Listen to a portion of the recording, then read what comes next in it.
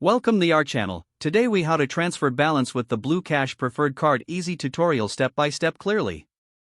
To transfer a balance using your Blue Cash Preferred Card, start by gathering all the necessary information. Make sure you know the balance you wish to transfer. Check your current Blue Cash Preferred Card balance and credit limit. Visit the official American Express website or open the mobile app. Log in to your account using your credentials. Once logged in, navigate to the Payments section. Look for the option that says Balance Transfers or Transfer Balance. Click on that option to begin the transfer process. You'll be prompted to enter the amount you wish to transfer. Fill in the necessary details for the existing debt or credit card. This typically includes the account number and the bank name. Review the terms and conditions associated with the balance transfer. Make sure to note any fees involved with the transaction. After confirming the information, proceed to finalize the transfer.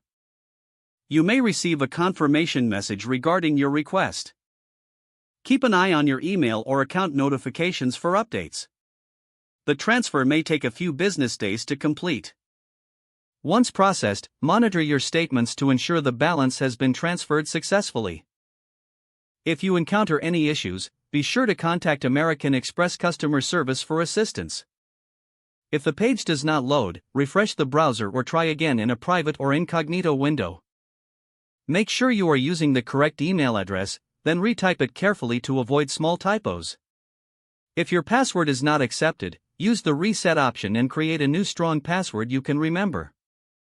Check your spam folder for verification or security emails, then complete any requested confirmation steps. Enable two-factor authentication if available to improve account security and reduce unauthorized access risk. After signing in, review your profile details so your contact information and settings are accurate and current. If you see an error message, note it down and try again after restarting your device and internet connection.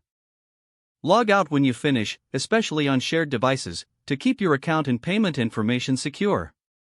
If the page does not load, refresh the browser or try again in a private or incognito window.